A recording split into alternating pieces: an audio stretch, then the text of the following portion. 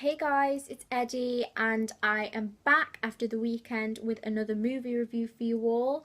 Now, in celebration of the new Blair Witch sequel, Blair Witch, being released later this week, I've decided to do a review of the original 1999 found footage horror film classic the Blair Witch Project, directed by Daniel Myrick and Eduardo Sanchez. Now, before I delve into the ins and outs of this review, first of all, I just wanted to give a little shout out to my amazing buddy Mary, who actually gave me a little help with my reviews. I mean, I've only just got started, but she's been really supportive, and recently she got me this really adorable film journal. It's really cute, and it was just the sweetest thing. She got it me as like a leaving for uni present, because in a couple of weeks I'll be starting at university, I'll be going away.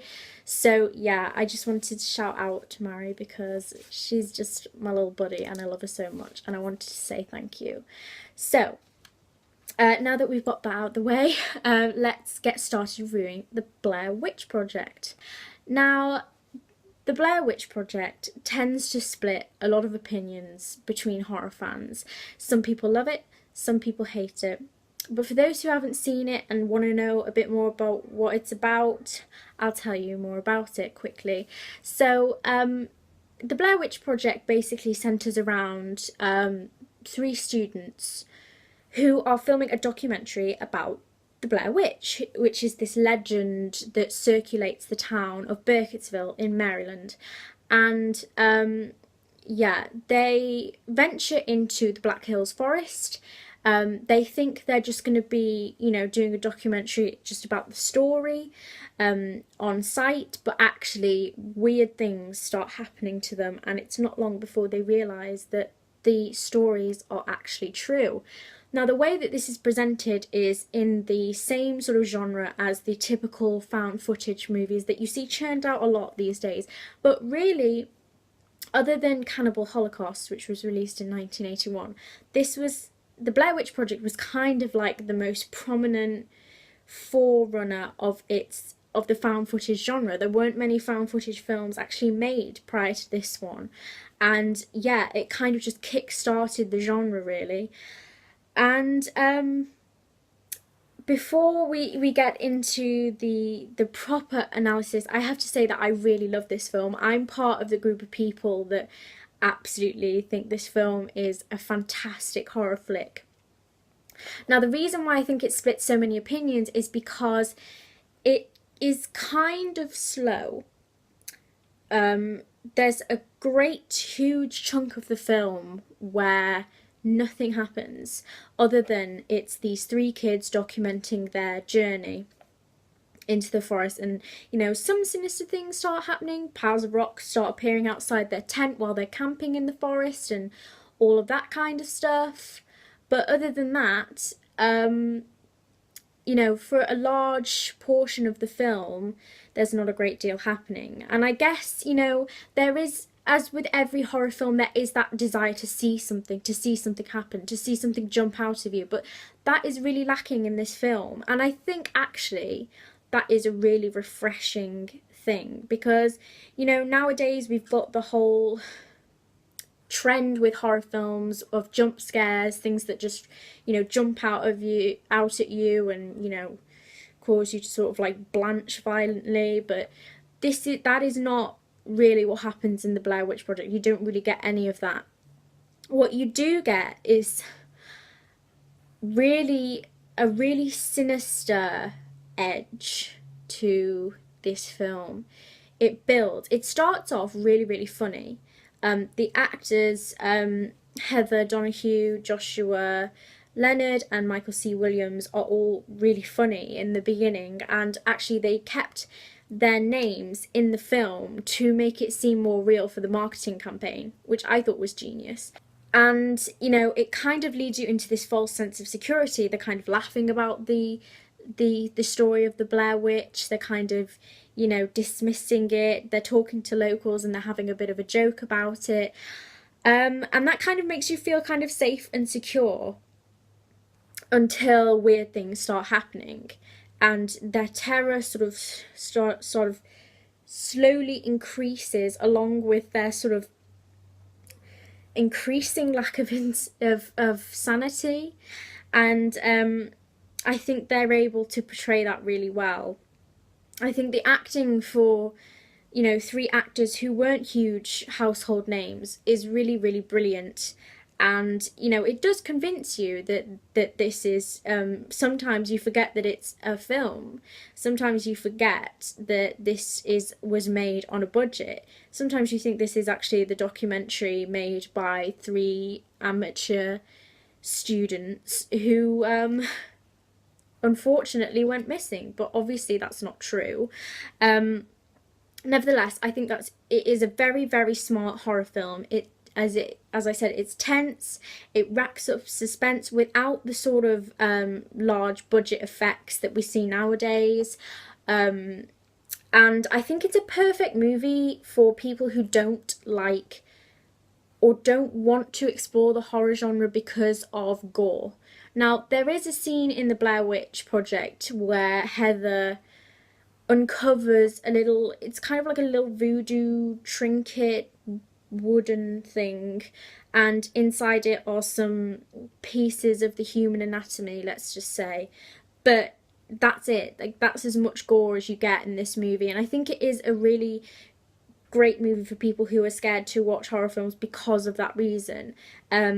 It's more about mystery. It's more about that sort of, it's more about the unknown, and it's more about, you know, making your own mind up and having your own imagination in order to induce the scares. I think it remains one of the best found footage films, as it was, of course, the front runner for a long time. There are some other great horror found footage films that I love. I'm a big fan of VHS, particularly the second one. I love stuff like that, but I think this Blair Witch Project really, really stands out.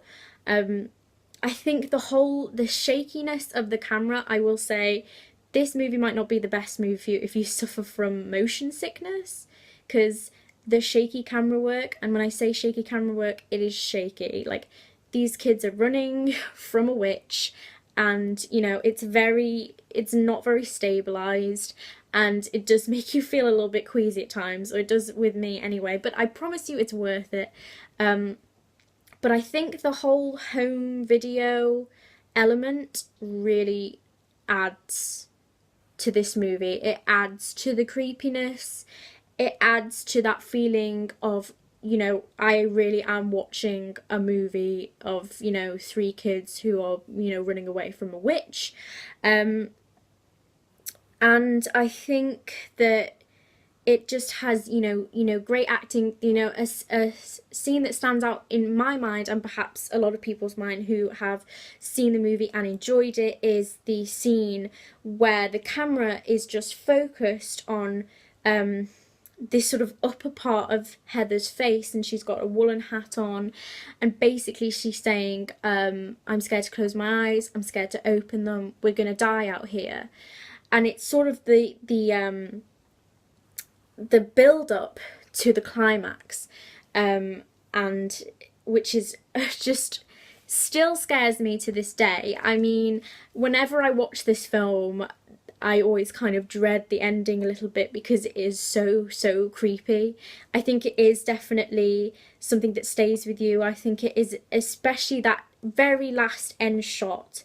I don't want to spoil it for those who haven't seen it, but anyone who has will know the shot I'm talking about. And it is very chilling.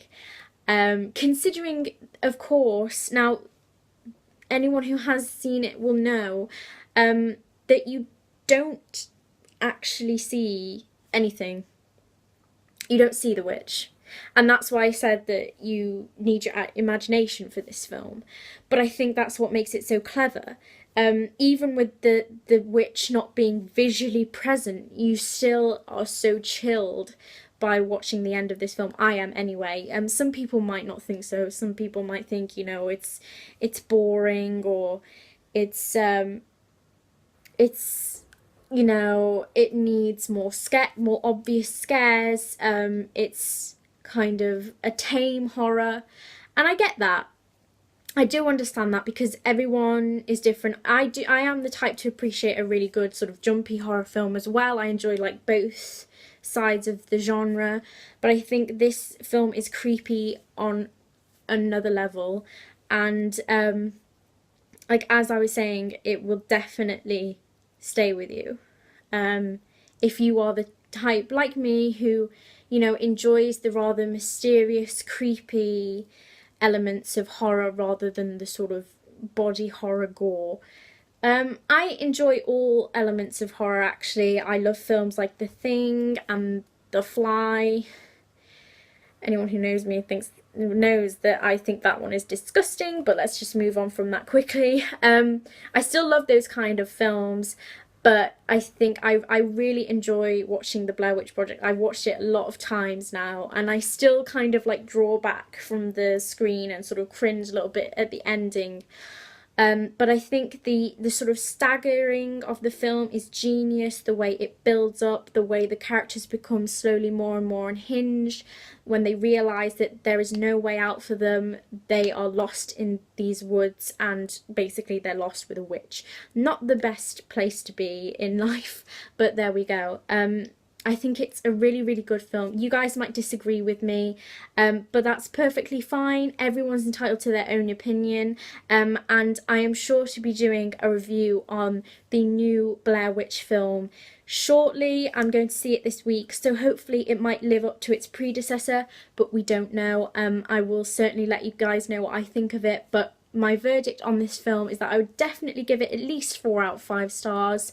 I think it's a great film and a pioneer of the found footage horror genre, so make sure to check it out. If you love it too, then comment on this video if you like. If you want to see me review another film, again leave a comment. Even if you disagree, leave a comment. Just post your opinion. I don't mind. I love to see everyone's opinion of the movies that I enjoy and that I review and that I've seen. So honestly, anything is fine by me. But remember, you guys, if you do want another review, just either message me on my Tumblr or leave a comment, as I've said. And I hope to see you in the next one. Bye.